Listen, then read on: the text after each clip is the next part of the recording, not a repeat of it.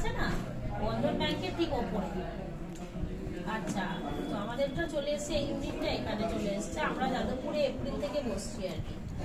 আর গড়িয়াহাটে যাওয়া আসা করি, আমাদের ব্যাচ ফেস্ট, আইআইটির ব্যাচ ফেস্ট গড়িয়াহাটেই হয়। হ্যাঁ, যাদবপুরে তুমি আসবে। যাদবপুরে তোমার ওই যাদবপুর ইউনিভার্সিটি এইচবি বাস স্ট্যান্ডটা